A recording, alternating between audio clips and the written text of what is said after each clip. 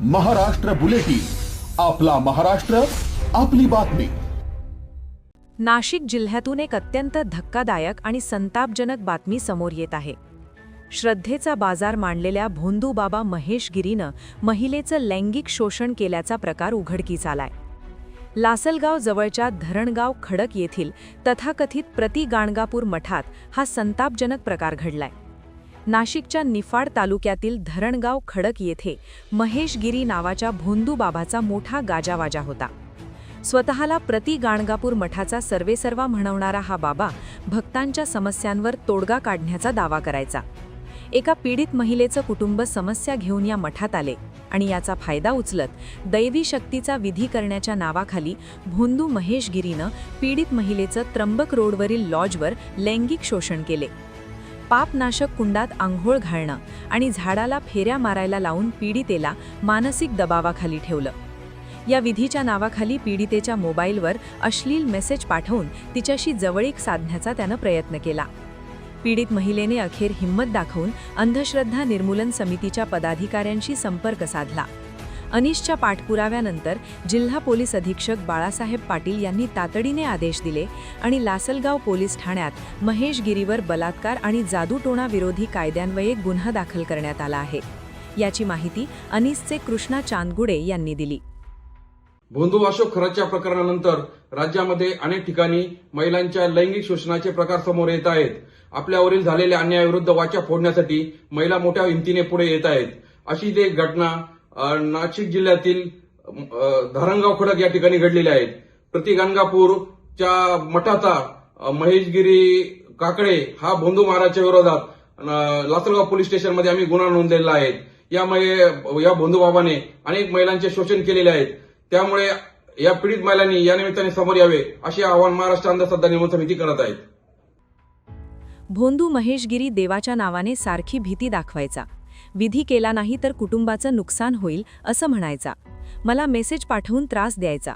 या नराधमाला फाशीच व्हायला हवी अशी मागणी पीडितेनं केली आहे। धरणगाव येथील खडक धरणगाव निफाड तालुक्यातील खडक धरणगाव येथील प्रतिगाणगापूर म्हणून मठ आहे। त्या मठामधला जो महेशगिरी बाबा आहे, महेशगिरी नावाचा, तो त्यांनी माझ्यावर जे लैंगिक अत्याचार केले त्या अत्याचारांविरुद्ध मी लासलगाव पोलीस स्टेशनमध्ये आज आली आहे तक्रार नोंदवण्यासाठी। तर त्यांनी सुमारे 2 वर्षापूर्वी माझ्यावरती हे कृत्य झालेलं आहे माझ्यासोबत। मी त्यांच्या मठामध्ये मी माझे जे घरातला प्रॉब्लेम होता त्याच्यासाठी मी एकदा त्यांचं इंस्टाग्रामवरती त्यांचे व्हिडिओ बघून आमची फॅमिली, माझे मम्मी पप्पानी मी गेली होती। त्याच्यानंतर त्यांनी तिथे आम्हाला दर गुरुवारी यायला सांगितलं आणि त्यांचं जे पापविनाशी तीर्थ आहे त्या तीर्थामध्ये आंघोळ करायला लावली त्या तळ्यामध्ये।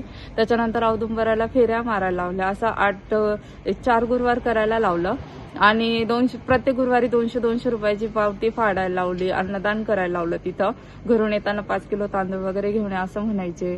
त्याच्यानंतर त्यांनी माझा नंबर घेतला वैयक्तिक, की म्हणे तुझी जन्मतारीख वगैरे मला व्हॉट्सअपला पाठव।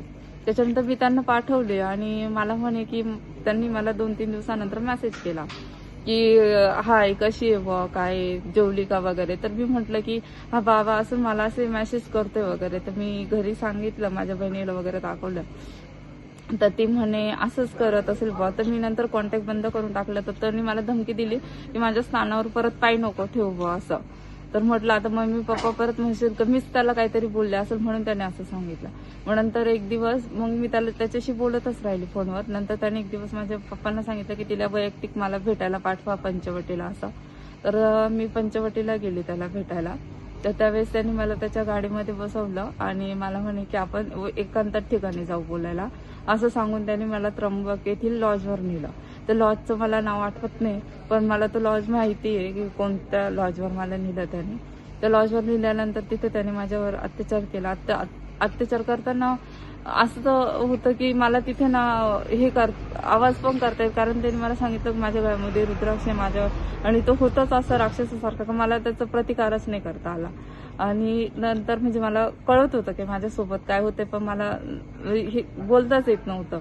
आणि नंतर त्यांनी मला म्हणे की तू किती पण काही कर, माझ्या विरुद्ध तू काहीच करू शकणार नाही।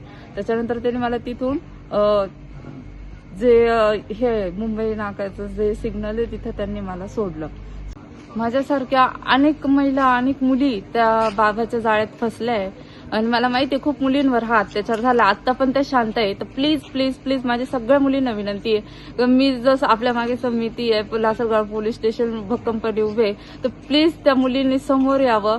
तुमचं कोणत्याही प्रकारचं नाव येणार नाही, तुम्ही फक्त समोर यावं आणि तुमच्यावर जो अन्याय झालाय ना तो इथं तुम्ही दाखल करा त्या बाबाविषयी, जेणेकरून खूप मुलींचे आयुष्य वाचतील. आणि अजून पण असे जे गोरगरीब लोक तिथं जात आहे अंधश्रद्धेखाली जे फसताय त्यांना मदत होईल. प्लीज त्या मुलींची मदत करा आणि ज्या मुलींवर अन्याय झालेले त्यांनी या इथे एकदा फिर्याद द्या, प्लीज द्या.